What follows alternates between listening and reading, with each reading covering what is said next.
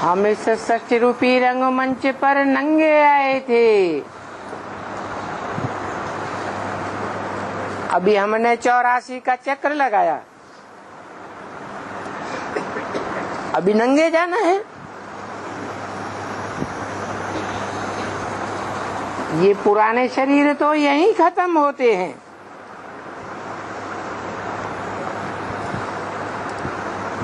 फिर हम नंगे भी होंगे और पवित्र भी होंगे।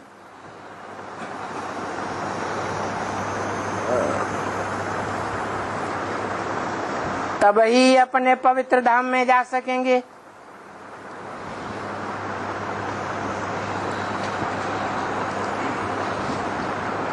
पवित्र नहीं होंगे तो फिर सजा खानी पड़ेगी।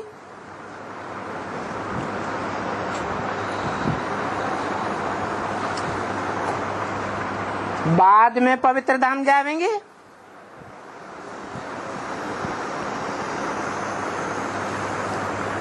ये सब बातों का सवेरे उठ करके विचार सागर मंथन करना होता है।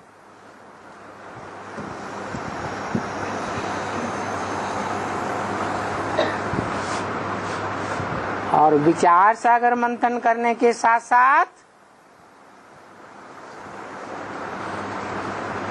याद भी करना होता है।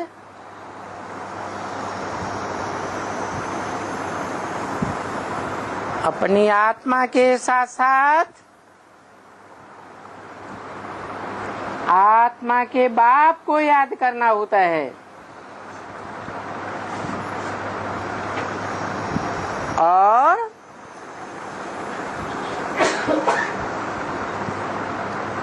इस मनुष्य सृष्टि में वो बीज रूप बाप कौन है?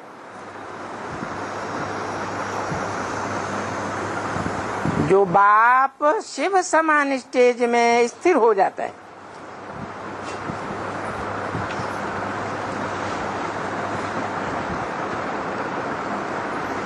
तो याद भी करना है और ये सब विचार सागर मंथन भी करना है। सवेरे सवेरे ये मंथन करके मक्खन निकालना होता है।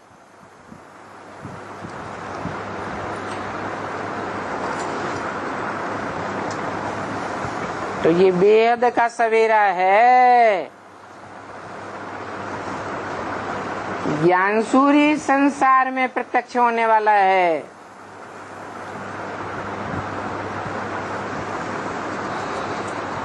तो इस सवेरे की वेला में बहुत कुछ करना है।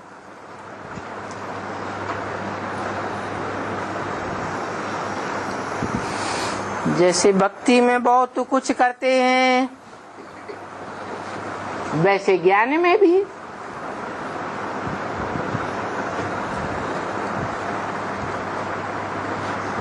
तो इस बेहद के अमृत वेले इसके समय में वो धंधाधुरी, वो कल कारखाना,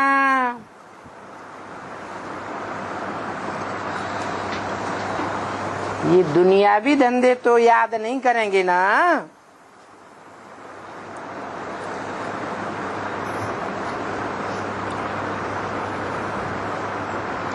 वहाँ खाते पीते रहते। दुनिया में तो उनका कारखाना चलता रहता है बुद्धि में।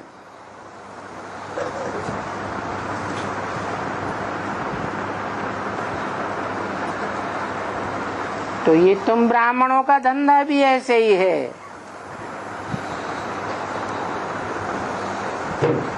कि बाबा भी आकर के समझानी देते हैं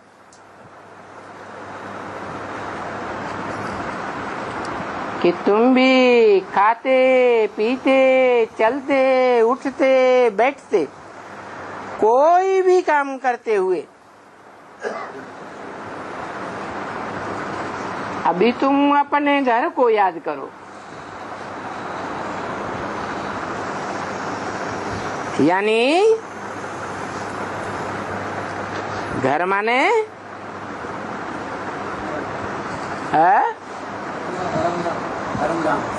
घर माने परम धाम, सूरज चांद सितारों की दुनिया के पार।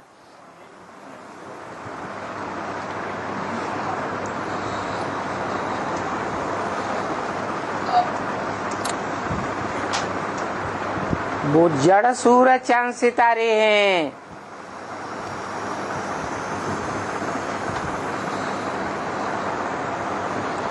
और उनके पार वो पारलोक है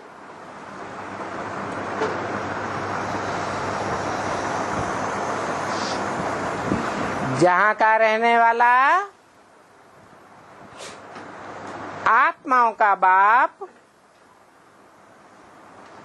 अकर्ता है। करता धरता है या अकर्ता है? अकर्ता है, माने कुछ करता धरता नहीं है तो जड़वत है या चैतन्य है? चैतन्य है। करता धरता कुछ नहीं। चैतन्य की परिभाषा बताई ब्रह्म वाक्य मुरली में, बोलता चालता, बोलता भी हो और चलता भी हो। तो परम धाम में वो आत्माओं का बाप जो जड़ सूरज चांद सितारों की दुनिया से पार रहता है, वो वहां बोलता चालता है।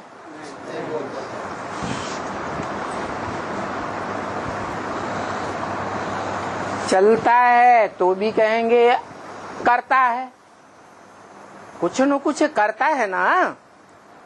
बोलता है तो भी कुछ न कुछ करता है, लेकिन वो तो अकर्ता है, मना जड़वत है। और वो धाम भी है, चैतन्य है या जड़वत है? तो देखो, हमको कहाँ जाना है?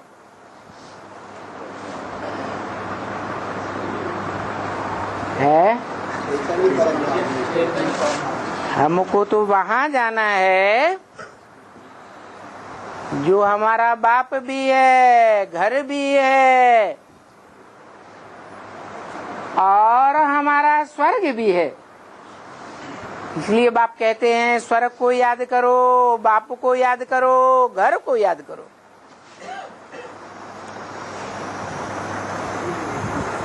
उस बाप को याद करने से हमें सुख भी मिलता है। कैसा सुख है? जो गोप गोपियों को गाया हुआ है, अति इंद्रिय सुख। क्योंकि वो स्वयं इंद्रियों से परे के सुख में रहने वाला है। जिसकी यादगार है शिवलिंग, साकार है या निराकार है? सिर्फ साकार है। साकार और निराकार का मेल है।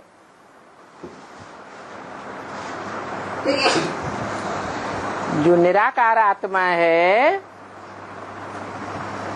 वो आत्मा इस षष्ठी रूपी रंगमंच पर सदा काल पार्ट बजाने वाली है। यह कभी अकर्ता है, है, क्योंकि ये काल चक्र तो हमेशा ही चलता रहता है, कभी रुकता है? तो इस काल चक्र में सदा काल पार्ट बजाने वाला हीरो पार्टधारी भी सदा काल का अकर्ता है कि करता है? क्या है? अकर्ता है, करता है।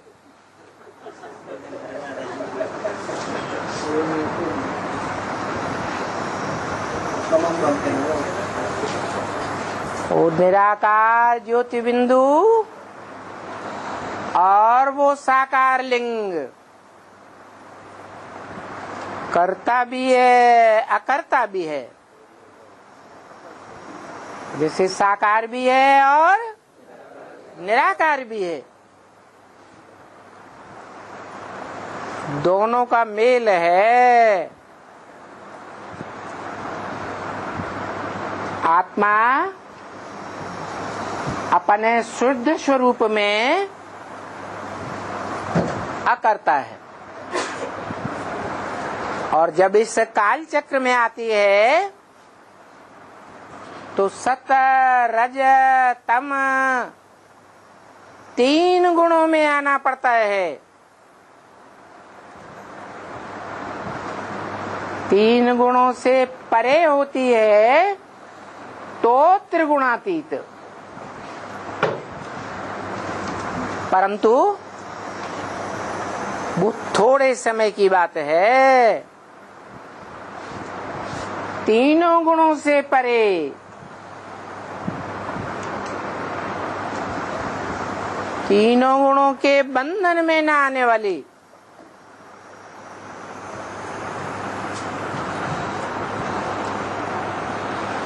तो जब त्रिगुणातीत है तो सतयुग से भी परे, त्रेता से भी परे, द्वापर से भी परे और कलयुग से भी परे, क्योंकि कलयुग में तमो प्रधान की प्रधानता होती है, तामस की। द्वापर में रजोगुण की प्रधानता होती है और सतयुग त्रेता में सत्वगुण की प्रधानता होती है। लेकिन ये तीनों गुण इंद्रियों से कनेक्टेड हैं या इंद्रियातीत हैं? इंद्रियों से कनेक्टेड हैं, लेकिन हम तो उस धाम के वासी हैं, उस बाप में रहने वाले हैं जो अतीन्द्रिय सुख देने वाला है, जिसकी यादगार है शिवलिंग। लिंग में इंद्रियां हैं, है? हाथ पांव नाक आंख कान है? नहीं है। इसीलिए गीता में अव्यक्त मूर्ति कहा है। मूर्ति माने साकार, अमूर्त माने जिसकी मूर्ति न हो, निराकार। तो मूर्ति अव्यक्त है, व्यक्त माने जो आंखों से देखा जाए, अव्यक्त माने जो आंखों से न देखा जाए। तो अव्यक्त मूर्ति है वो लिंग। मना मूर्ति तो है, परंतु उसमें नाक आंख कान दिखाई नहीं देते। क्यों है? हाँ, इस सृष्टि रूपी रंगमंच पर सदा काल है। तो इस दुनिया में कोई चीज सदा कायम नहीं। सदा कायम सिर्फ एक ही शिव बाबा है जिसकी यादगार शिवालय में दिखाई जाती है, शिवलिंग। वो शिवलिंग इंद्रियों से परे की स्टेज दिखाई गई।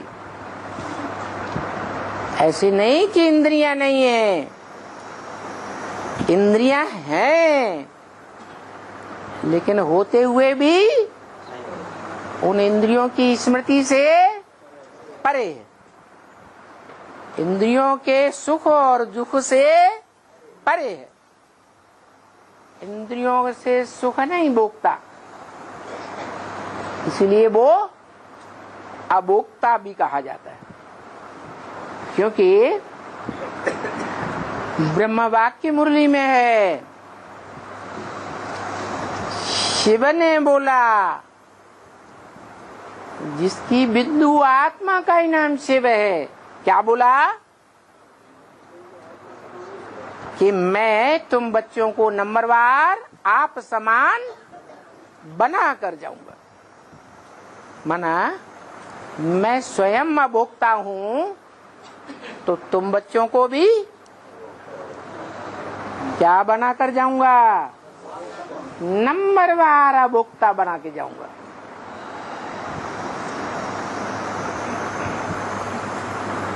तो अव्वल नंबर में भी कोई होगा या नहीं होगा, उसको कहेंगे बाप समान स्टेज।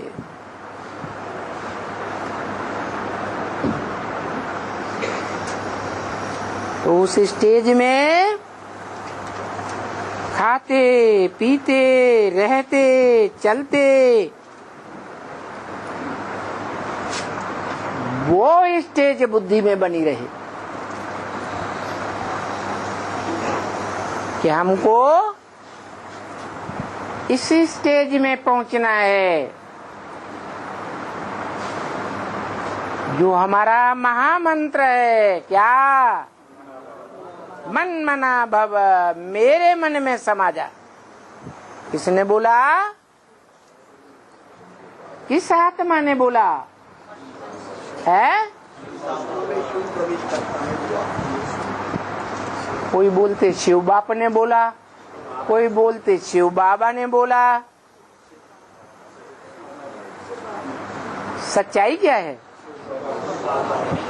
शिव बाबा ने बोला, क्योंकि शिव बाप को तो मन है ही नहीं, तो वो कैसे कहेगा मत मना भव, मेरे मन में समा जा। जिसमें प्रवेश करता है उसने बोला। वो भी कब बोलने योग्य बनता है?